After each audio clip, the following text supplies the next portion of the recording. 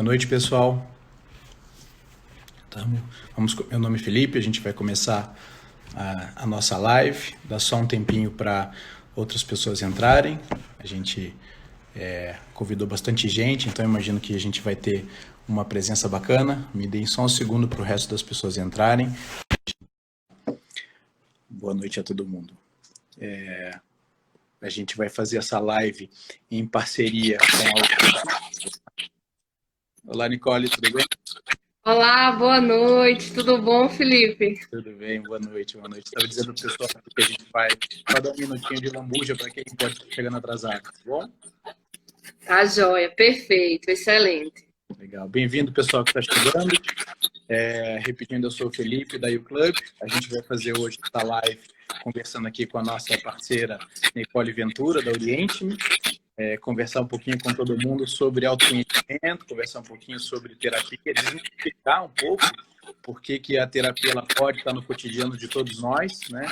Ajudando exatamente a gente se posicionar de uma forma emocionalmente mais adequada, para a gente estar mais feliz na nossa vida pessoal e, consequentemente, também melhor na nossa vida profissional, desenvolvendo melhor a nossa vida profissional. Essa parceria com a Oriente me começou agora no fim de abril, justamente para a gente oferecer através do clube, né, os benefícios de bem-estar que vocês já conhecem. A gente começou essa parceria para oferecer terapia online com os nossos parceiros, que a Nicole vai explicar um pouquinho para a gente também hoje. Tá?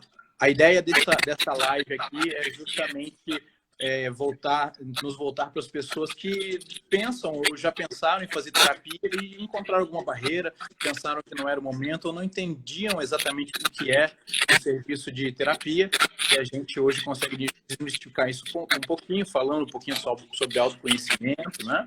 E justamente como ferramenta para a gente se posicionar melhor pessoalmente e profissionalmente. Eu vou apresentar aqui também a Nicole Ventura. A doutora Nicole ela é psicóloga cognitivo-comportamental, ela é pós-graduada em avaliação psicológica e psicodiagnóstico, ela é pós-graduanda em psicologia cognitivo-comportamental e é especialista em biofeedback e neurofeedback. Boa noite, Nicole, tudo bem? Boa noite, Felipe. Estou muito feliz aqui porque a gente vai falar justamente sobre essa maravilha que é a ciência psicológica. Legal, bem-vinda, Nicole. Muito obrigada pelo convite. A gente que agradece a parceria e espero que seja bastante útil para todo mundo que vai participar aqui com a gente, que seja um sucesso, tá bom? Que a gente consiga ajudar muita gente a encontrar bem, tanto nesse momento complicado, de um pouco de filme de terror, parece filme de ficção científica, como também para a vida toda, explicar para eles o que eventualmente a terapia pode ajudar nesse sentido, né? Acho que já tem bastante gente, a gente podia começar, né? Acho que o primeiro assunto talvez que a gente possa puxar, Nicole, é com relação justamente ao conceito de autoconhecimento. A gente tem escutado falar muito sobre esse termo, as pessoas têm buscado muita experiência em autoconhecimento, mas seria bacana também conhecer do lado da psicologia, né? O que a psicologia fala sobre o autoconhecimento, qual é a interpretação dentro da psicologia sobre o autoconhecimento. Isso mesmo, o que acontece? No senso comum, muitas pessoas elas pensam que o autoconhecimento é apenas a absorção de informações. Mas, na verdade, o autoconhecimento ele é muito mais do que isso. A gente começa esse processo de autoconhecimento desde quando a gente nasce. O campo da nossa consciência está no conhecimento de si, quando nós conhecemos a nós mesmos. Então, o autoconhecimento é quando nós verdadeiramente nós conhecemos quem nós somos e não a partir do que as outras pessoas falam. É quando nós ouvimos os nossos próprios desejos, as nossas próprias vontades e a gente tem um conhecimento amplo sobre isso. É quando nós conhecemos o nosso real valor também. É quando a gente não tem medo dessa incapacidade. O autoconhecimento, no final das contas, ele nos dá um poder muito grande, Felipe, porque a gente passa a se relacionar melhor com o mundo, principalmente agora nessa fase. Nessa fase, a gente está em contato com a gente diariamente, muitas pessoas ficam em casa.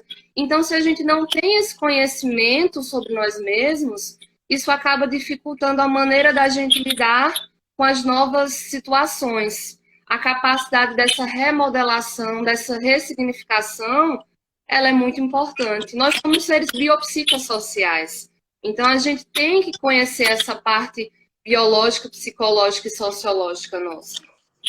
Perfeito, Nicole. E como que a terapia pode ajudar a gente nisso, né? Que a gente tem, acho que a grande parte de nós, até esse momento, é fácil da gente enxergar isso, sentir essa necessidade, né, de se conhecer melhor. Mas como a terapia em si consegue ajudar a gente, né? É possível a gente procurar um psicólogo? É uma das áreas que, de fato, um psicólogo trabalha, que pode ajudar a gente. E mesmo sem ter nenhum transtorno, sem ter nenhum problema propriamente dito, a gente buscar a terapia, buscar um psicólogo para se conhecer melhor? Com certeza, a terapia ela é para todos. É algo que ela tem mudado a vida de muitas pessoas, desde o surgimento, na época dos filósofos, inclusive, não existia o nome psicologia em si, mas esse conhecimento da ciência psicológica, ele tem nos ajudado de uma forma a transformar vidas. Então, assim, eu não tenho nenhum transtorno específico, eu posso buscar um psicólogo? Com certeza, o autoconhecimento ele tem ajudado no desenvolvimento profissional. Quem quer desenvolver novas habilidades, na psicologia a gente tem trabalhado sim, melhora a maneira de nós nos relacionarmos, a conter os nossos impulsos, porque o que acontece? Muitas pessoas elas funcionam no automático. Então, até quando a gente está mexendo aqui no Instagram mesmo, né? A gente vai passando, quando vê, as horas se passaram. E a gente não tem nem noção de como é que a gente estava lidando com isso. Então, com essa maneira de entender como é que eu ajo, eu penso antes de agir, então isso tem bastante benefício também. A gente também aprende a trabalhar os nossos conflitos, as nossas resistências, as nossas sombras. E também, para quem, eu não tenho nenhum transtorno, não tenho ansiedade, não tenho depressão, não tenho problemas com autoestima, então a gente vai trabalhar os outros aspectos. A gente precisa o quê? Construir uma base psicológica sólida. Legal. E a gente ouve também falar sobre autonomia psicológica, né? O que viria a ser autonomia psicológica? Tem a ver com todo esse conceito de autoconhecimento, Nicole? Com certeza. A autonomia psicológica e a autonomia intelectual. A melhor coisa que a gente faz é quando a gente tem essa autonomia intelectual. Por quê? A gente precisa o quê? Seguir a ideia das pessoas, sim, mas nós precisamos filtrar. Tudo que a gente escuta, a gente precisa ter um senso crítico, um senso responsável. E para isso a gente precisa o quê?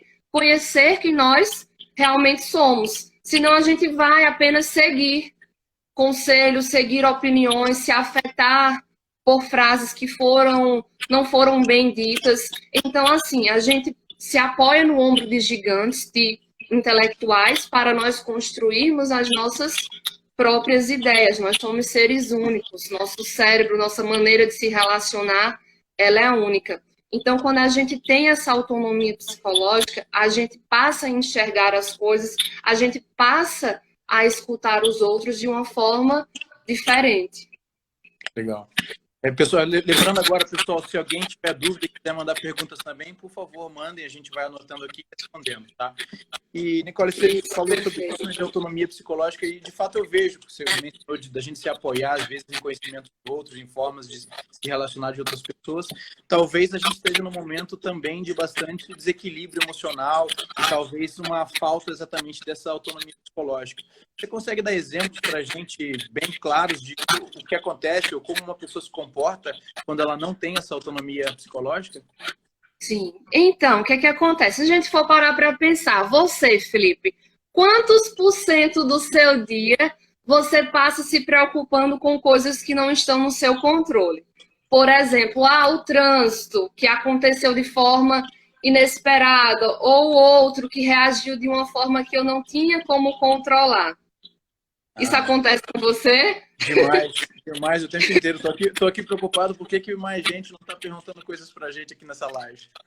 Olha aí, pessoal, isso não está no nosso controle. E aí, o que acontece? Lá na Grécia Antiga, em Roma, o que é que o filósofo Epiteto ele falava para a gente? Que a gente precisa se preocupar com as coisas que são internas a nós, e não com coisas que são externas. Então, eu marquei uma reunião e aí de repente começou a chover e o carro ele não está andando, não vou chegar a tempo nessa reunião. E aí o que acontece? É algo externo. Eu não tenho como controlar. O meu namorado, ele foi lá e me deixou. Será que tem a ver comigo? Mas eu tenho sido uma boa namorada, eu tenho sido responsável afetivamente, tenho dado carinho. Será que tem alguma coisa de errada comigo? E aí, muitas dessas questões externas, a gente começa a puxar para a gente. Então, a gente precisa passar a diferenciar o que está no meu controle e o que não está. E aquilo que não está no nosso controle, nós precisamos ser cada vez mais neutros. E isso vai muito da questão do equilíbrio psicológico. Então, por exemplo, quando eu me comparo profissionalmente com o outro, o Felipe ele trabalha de tal forma e eu trabalho desse jeito aqui, mas o Felipe ele tem mais vantagem nisso, o Felipe ele tem mais conforto nisso. Isso é uma forma de não ter autonomia intelectual. Quando eu comparo o meu trabalho como psicóloga, por exemplo, com de outra psicóloga, quando eu comparo a minha relação, a relação da minha família com outras famílias, eu não estou tendo autonomia, porque eu não estou sabendo discernir como funciona essas diferenças. É quando também a gente não está disposto a o quê? A rever valores e crenças. Então, quando eu digo, eu não sou boa o suficiente, e nada me faz mudar esse pensamento. E aí eu não estou disposta a rever isso. Quando, por exemplo, eu absolvo críticas e elogios sem esses filtros. Então, alguém diz, nossa, Nicole, como você é inteligente e dedicada. E aí eu passo a acreditar que eu sou sempre inteligente e dedicada e eu acabo não ficando disposta a evoluir, a melhorar. Isso também é falta de autonomia, é falta de autoconhecimento. É também quando eu não controlo as minhas reações. Então, quando alguém vai e fala, você... Deixa eu ver um exemplo. Você devia comer menos. E aí eu me sinto culpada por isso e digo que eu sou um fracasso já e ajo no impulso. Ou quando eu entro numa discussão e vou puramente pelo raciocínio emocional e não pelo raciocínio baseado nas evidências. Sim. E parece tudo muito dependente também de uma visão externa, né, Nicole? Eu tenho uma pergunta aqui de uma pessoa, a pessoa está querendo saber se isso não tem a ver com essa busca nossa da perfeição ao olhar dos outros, exatamente, né? Em parecer sempre correto, sempre certo perante os outros. Sim, com certeza. Por quê? Porque a gente vive em uma cultura que ela fala muito do pensamento positivo. Então, eu preciso ter a família perfeita, eu preciso ter o trabalho perfeito, eu preciso chegar em casa, estar bem, estar descansada, brincar com os meus filhos. E aí eu vejo as pessoas mostrando isso. Eu vejo aquela blogueira que está sempre bonita, está sempre arrumada, sorridente. E eu olho para minha casa e eu vejo que não é bem assim. E isso me gera frustração. Por quê? Porque a vida de ninguém é assim. Só que a gente se exige o que a gente nunca vai alcançar. E aí percebe que a gente nunca vai conseguir essa felicidade, porque não tem como eu estar 100% feliz e não tem como as questões da minha vida estarem 100% organizadas. E eu preciso entender que cada fase ela tem um período em que eu vou estar mais dedicada profissionalmente, eu vou estar mais dedicada para a minha saúde, mas a gente não tem como manter esse patamar. A Cris perguntou que terapia nos ajuda, se a terapia nos ajuda no planejamento das nossas carreiras. Demais, demais. A gente, na terapia, a gente trabalha com a potencialização cognitiva. Então, a gente estuda os processos cognitivos de uma forma que nós podemos melhorar a retenção de conteúdo, um melhor planejamento, uma melhor elaboração de planos baseados no quê?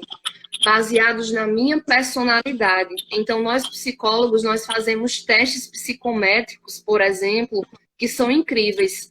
São testes que são elaborados a partir de psicólogos peritos na área estatísticos, e aí a gente consegue mensurar as características da personalidade desse paciente, e a partir daí a gente consegue identificar habilidades, aptidões, pontos que precisam ser melhorados, o tipo de atenção que o paciente tem, então se ele tem atenção concentrada, se ele tem atenção alternada, se ele tem atenção dividida, e aí a gente consegue fazer com que o rendimento desse paciente, ele seja melhorado.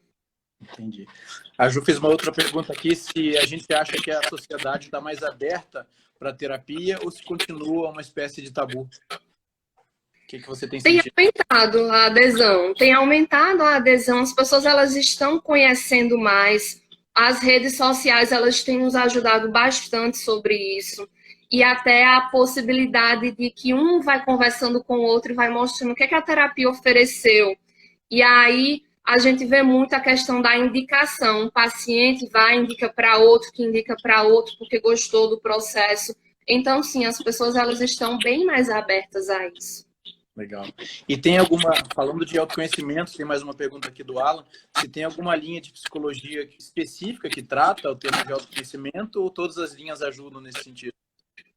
Todas as linhas elas ajudam nesse sentido, a psicanálise, a terapia cognitivo-comportamental, a terapia humanista, a terapia breve.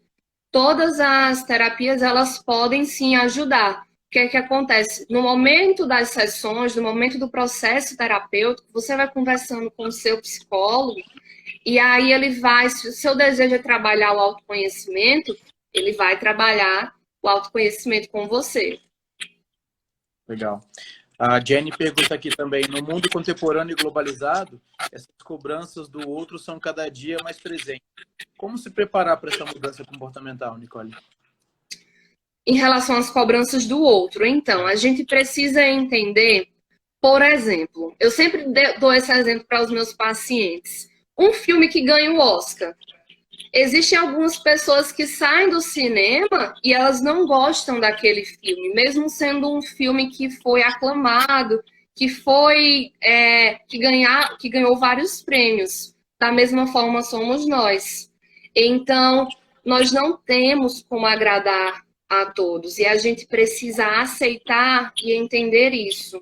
Então, a partir do momento que eu entendo que assim como eu tenho várias personalidades, assim como eu tenho uma personalidade, o outro, ele vai ter uma personalidade diferente da minha. Quando a gente vai estudar a personalidade do paciente, a gente trabalha 5 aspectos, que é a amabilidade, neuroticismo, extroversão, abertura a mudanças e conscienciosidade. E dentro desses aspectos tem um mundo. Uhum. E aí, como é que o meu mundo ele vai se encaixar no mundo de outra pessoa de uma forma perfeita? Não tem como. Então, quando a gente entende isso, a gente passa a viver muito mais leve, com muito mais paz. Legal, legal. E você disse que para a gente se autoconhecer, todas as linhas da psicologia elas ajudam, né? Todas as linhas de terapia ajudam. Conta pra gente quais são essas linhas, quais são as formas que existem de terapia, para a gente conhecer melhor também. Talvez isso também contribua para essa compreensão das pessoas, para essa quebra de tabu. Então, na psicologia a gente tem diversas abordagens. Então, a gente tem a psicanálise, que é uma terapia que é mais longa, que vai trabalhar as questões de uma forma aprofundada. Tem a terapia cognitivo-comportamental, que é a minha terapia, é a minha paixão.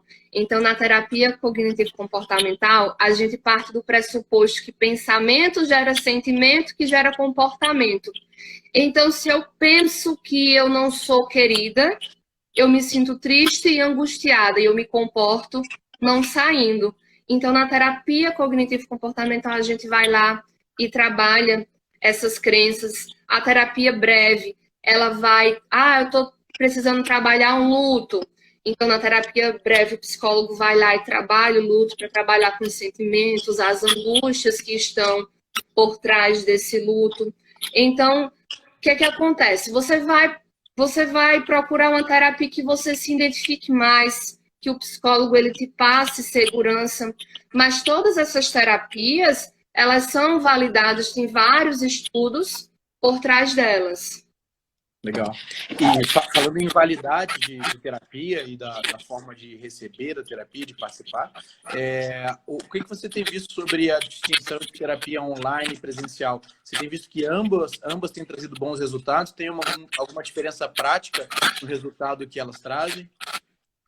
Então, para essa pergunta, foi uma pergunta assim que aconteceu demais nessa época de quarentena para os meus pacientes, que muitos passaram a fazer exclusivamente a terapia online. E o que é que acontece? Existem vários estudos, inclusive um que foi bastante interessante, que foi realizado na Espanha, com 373 pacientes. Eu sou fanática por números. Quanto mais elaborado o estudo, mais me apaixona. Então, nesse estudo, o que é que aconteceu? Dividiram os grupos e foram feitos com pacientes presenciais e pacientes online, e viu-se que no período de 8 semanas, os resultados eles foram semelhantes. Então, assim, tanto a terapia online quanto a terapia presencial, elas são válidas. Legal. E a terapia online é segura mesmo? As pessoas devem ficar com receio de ter os seus dados, a sua história compartilhada, a sua história de alguma forma aberta para outras pessoas. A terapia online é segura? Na Oriente existe essa dúvida? Existe essa preocupação dos usuários? Gente. Eu vejo o pessoal bem tranquilo, eu acho que pela credibilidade da empresa. Mas a terapia é segura sim. O que é que acontece? Teve uma nova resolução, né, do Conselho Federal de Psicologia, a resolução número 11/2018, que foi que ela fez? Ela validou ainda mais a questão da terapia online. Então, assim, na terapia online, nós psicólogos, nós seguimos tudo que o Código de Ética ele nos orienta, tudo que o Código de Ética nos preconiza. É possível hoje a gente utilizar os testes psicométricos de forma online, os testes que eles foram validados pelo SATEPSI. E aí a diferença é pela questão do custo, que muitas vezes é um custo mais acessível, do tempo, né, que a gente leva para se locomover até a clínica, até o consultório do psicólogo. A questão da localização, às vezes a gente quer entrar em contato com um psicólogo de outro estado.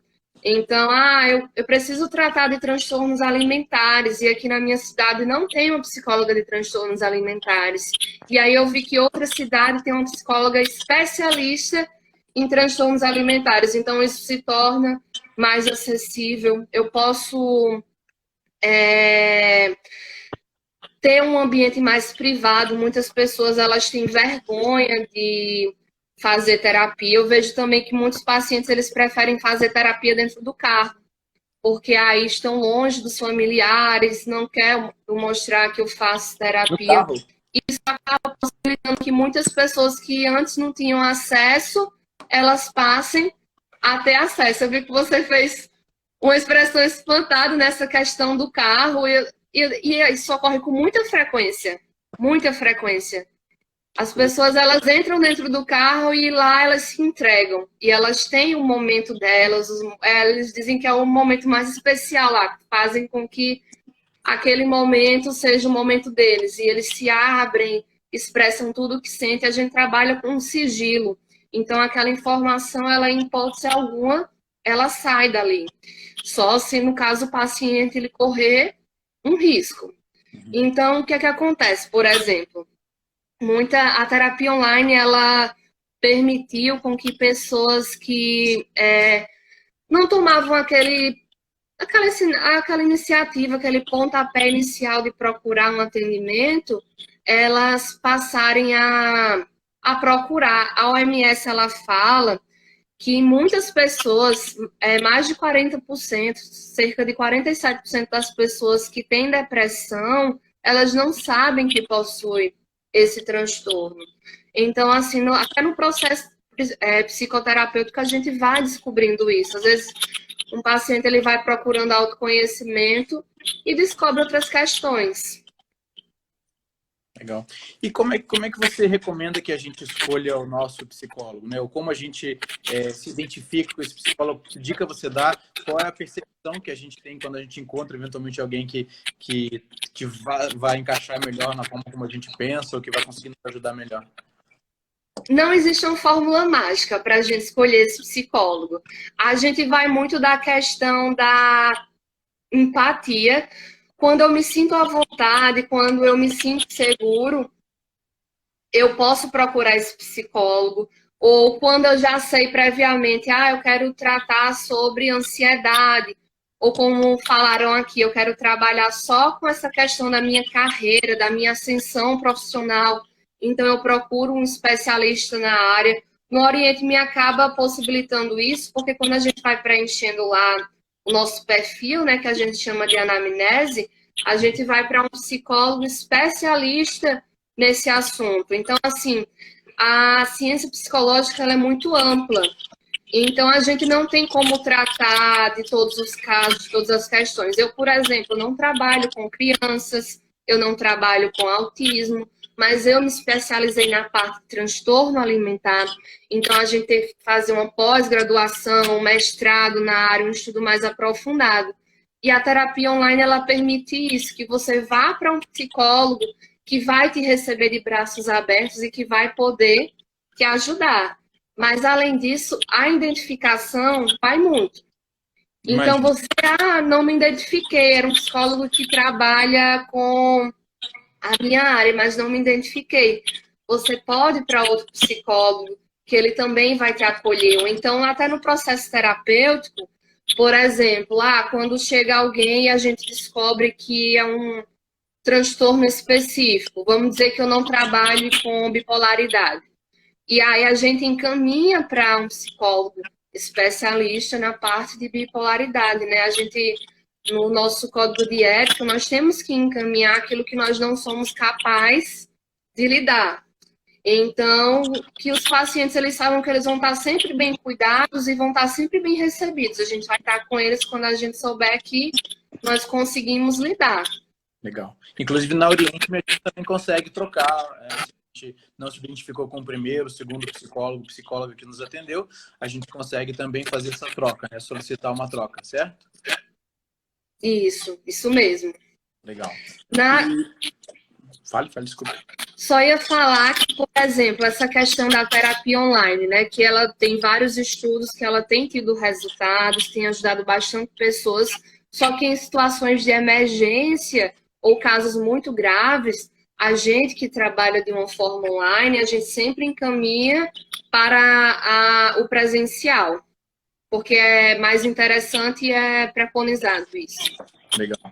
E a Paula aqui está perguntando como é a melhor forma da gente encontrar a terapia ideal? É o mesmo mecanismo de encontrar o psicólogo, talvez? Aquela que a gente, ao conhecer a pessoa e tomar conhecimento da técnica dele, a gente vai identificar melhor, é isso? Sim, também. O que a gente também pode fazer?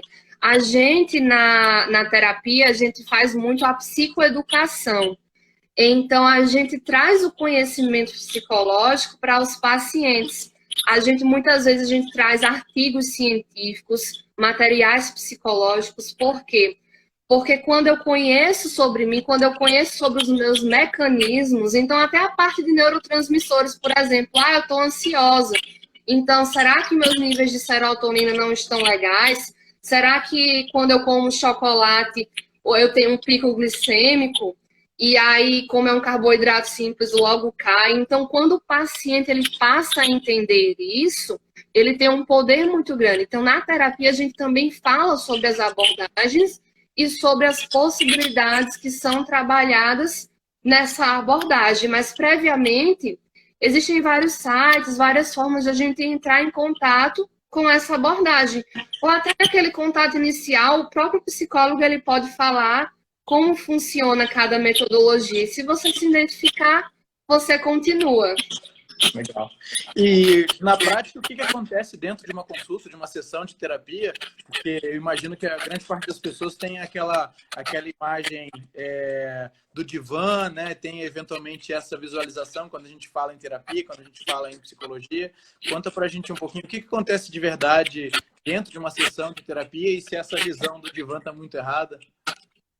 Olha só, eu sou psicóloga, eu sou suspeita para falar isso. Mas é porque a paixão é tão grande pela psicologia que a gente fica encantado só em falar sobre isso. Então, assim, a gente trabalha sobre dores, sobre sofrimentos, sobre traumas. O que é que acontece? Como se dão essas sessões?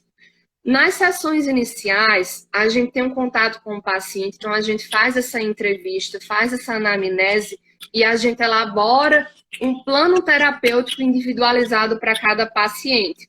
Então, por exemplo, se eu vejo um paciente que quer passar num concurso, o que é que a gente faz? Primeiro a gente vai trabalhar a base, que é o quê? A questão emocional. Então, a gente organiza com ele que a gente vai trabalhar sobre ansiedade, sobre autoestima, sobre autoconfiança. Depois que a gente vai trabalhar com ele sobre autoconhecimento, sobre atenção. Então, assim, nas sessões a gente vai por partes. Tudo isso, previamente, a gente acorda com o paciente. E por trás disso, a gente vai fazendo estudos sobre a personalidade, sobre as questões psicológicas dele. Então, nesse espaço terapêutico, o paciente ele pode falar sobre o que ele desejar. Eu sempre digo assim, por mais que eu esteja orientando sobre o que nós vamos trabalhar, você diz o que é prioridade para você. Então, hoje eu quero falar sobre relacionamento. E lá você vai estar à vontade. A gente não julga. A gente está lá para acolher de forma sincera, de forma verdadeira. Então, a gente recebe os pacientes de braços abertos. Então, de certa forma, tem essa anamnese no início, onde você acaba depois montando o plano e acordando com o paciente, e é um processo muito dialogado, pelo que eu estou entendendo. Então, a sessão, de fato, essa visão nossa de estereótipo do divã é muito próximo disso, é um diálogo, realmente, uma conversa, uma abertura do paciente, com a interação do psicólogo ao longo dessa conversa, é isso? Isso mesmo. Legal. Isso mesmo. Legal. E na Oriente-me, como é que funciona? Como funciona o tratamento, a terapia online através da Oriente-me, né? Porque na videochamada eu entendo perfeitamente, não dá para ter essa interação muito parecida, que eventualmente é a terapia presencial.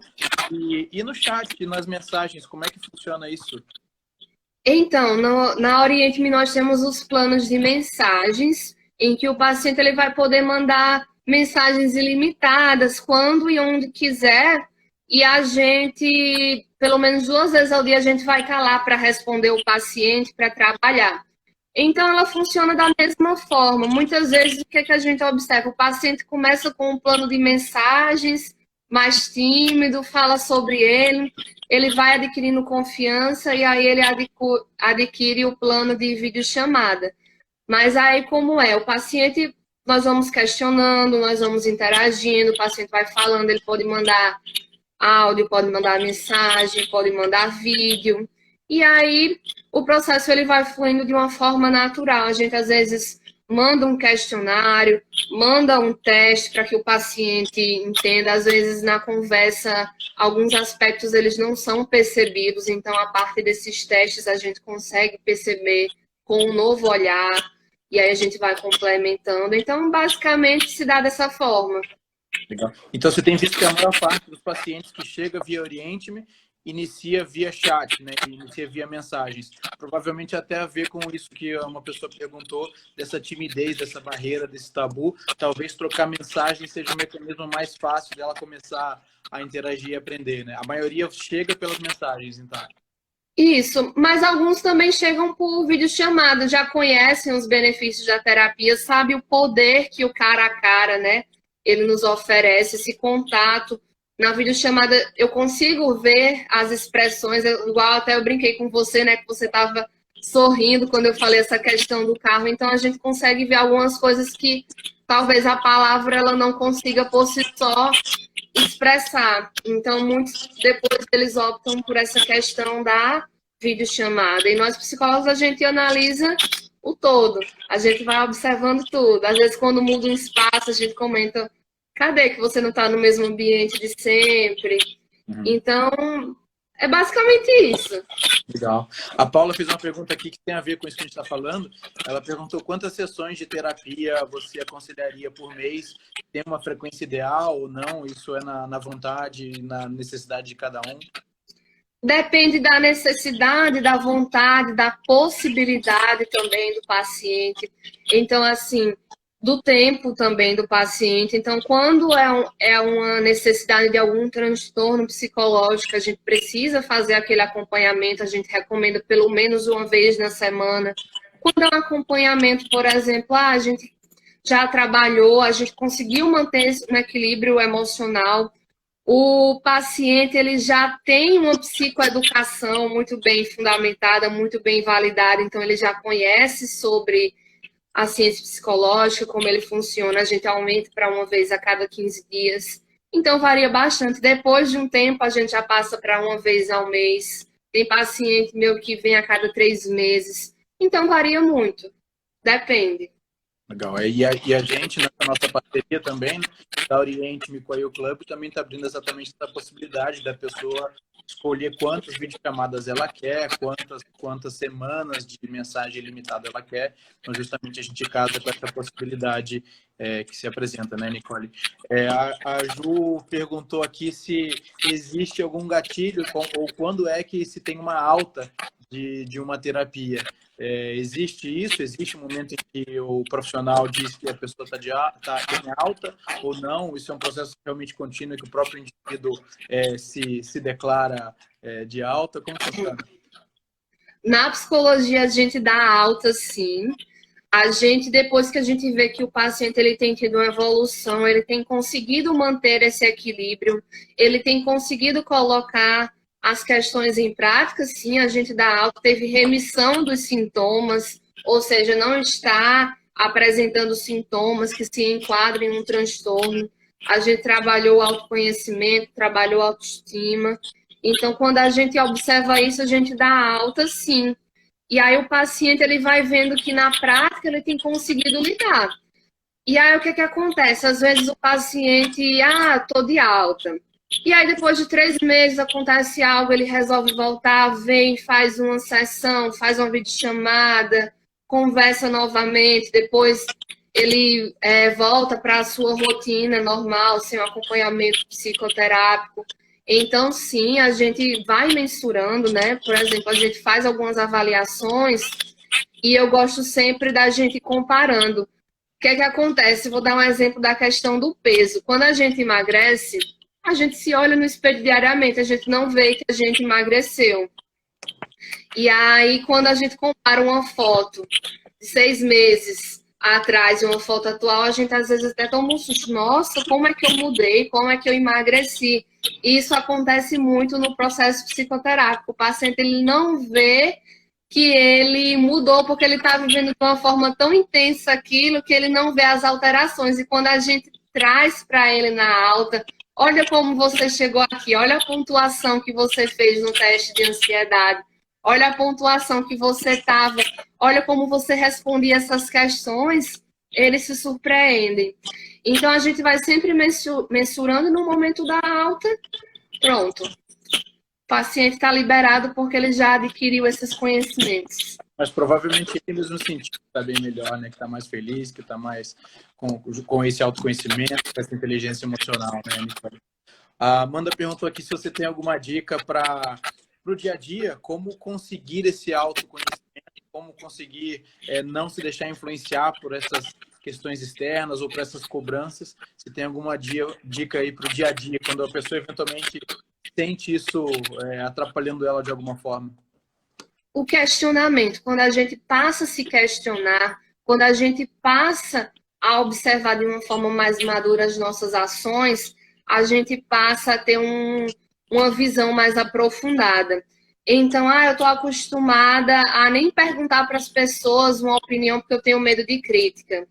E aí eu preciso começar a observar por que eu estou agindo dessa forma.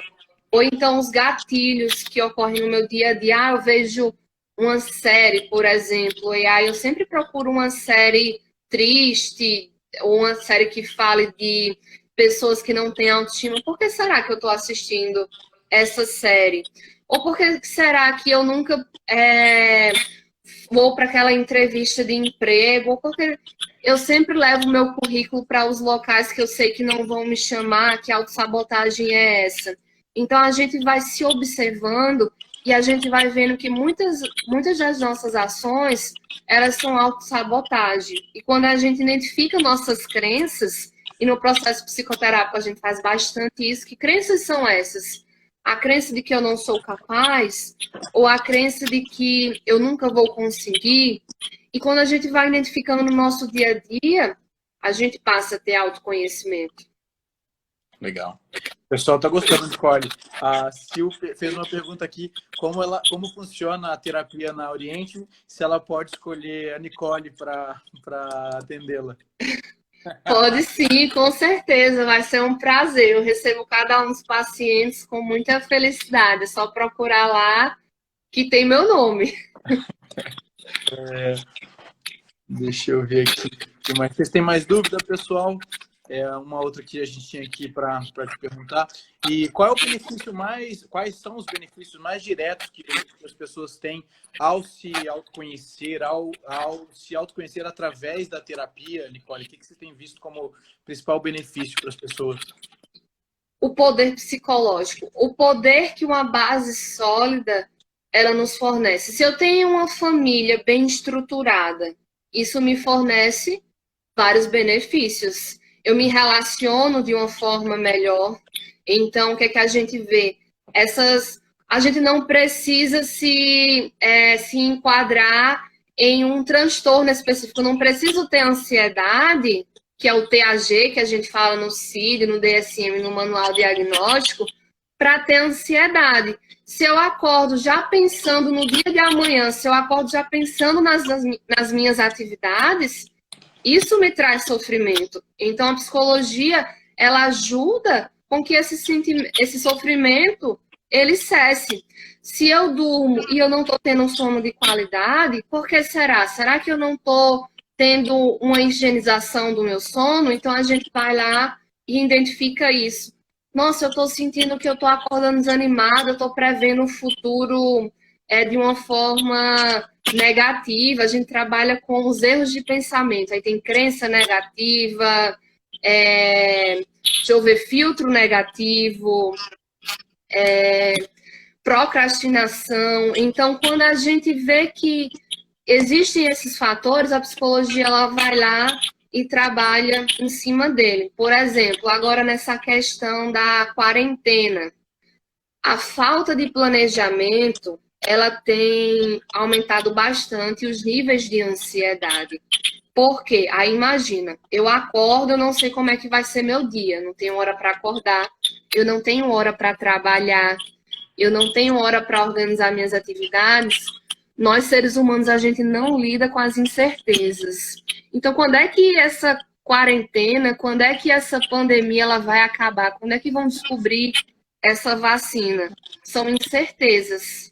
Mas assim como a gente falou lá atrás, né, o que Epicteto falava, são eventos externos, não estão no nosso controle. Eu não tenho como saber quando é que isso vai acabar. Então, eu preciso o quê? Me basear no que eu tenho planejado. Então, se eu sei que de 8 horas é o meu horário de levantar e eu vou trabalhar, depois eu vou organizar, depois eu vou ter o meu momento de relaxamento, depois eu vou ter o momento de ficar com a minha família, eu tenho a previsibilidade. E isso traz um conforto psicológico.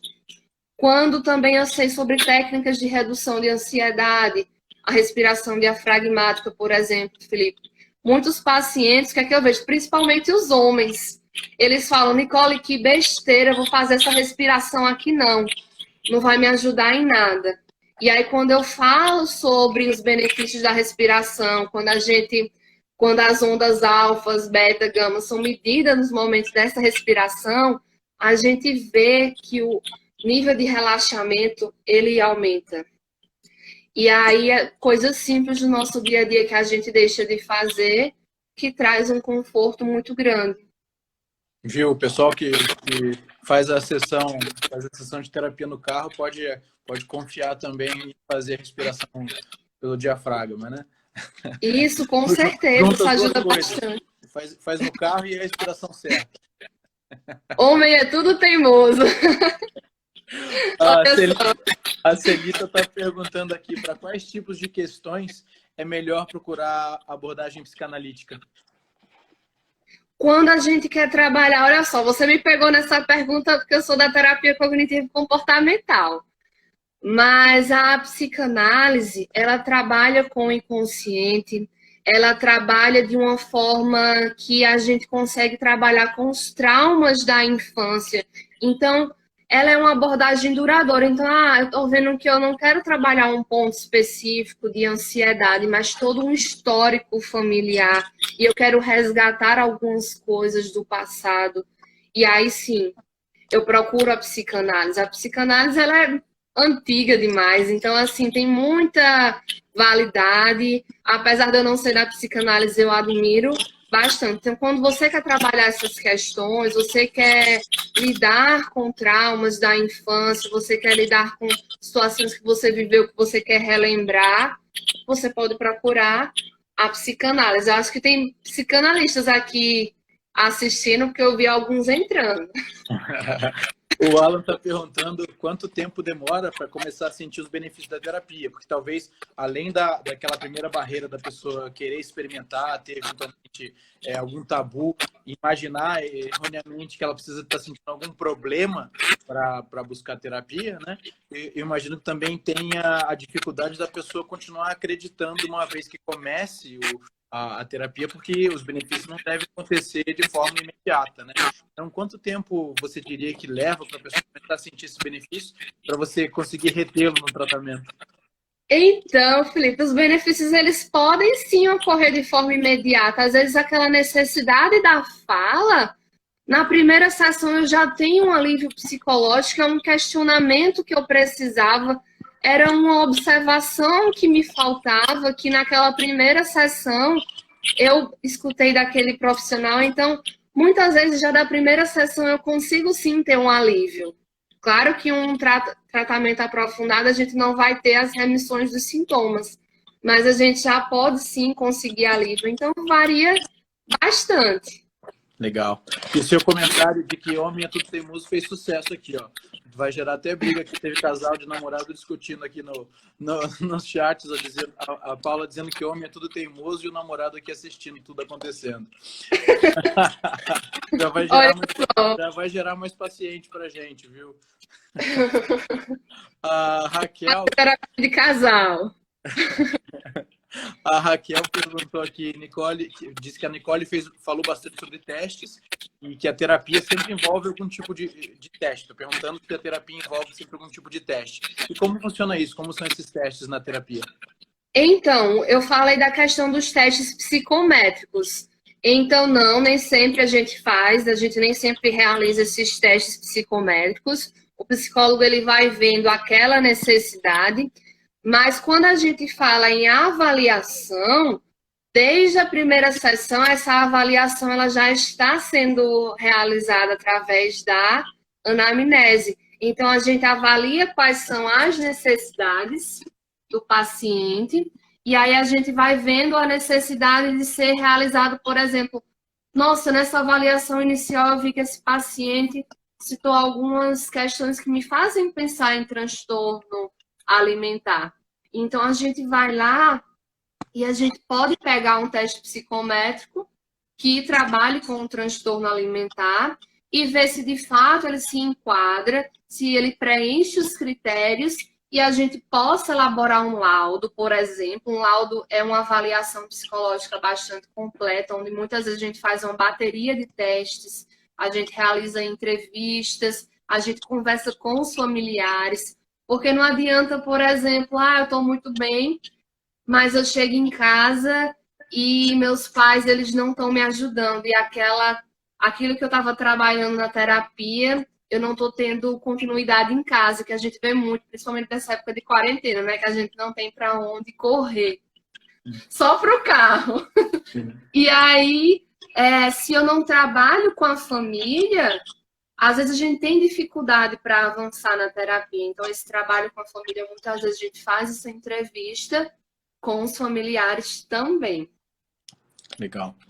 Mais uma pessoa aqui perguntando que, sobre isso do autoconhecimento, que as redes sociais às vezes acabam induzindo uma concordância forçada, né? Por mais que a pessoa se conheça, leva uma concordância e para não se indispor com o grupo. Se isso você tem visto como um problema recorrente, como a pessoa eventualmente se defende e evita esse tipo de situação?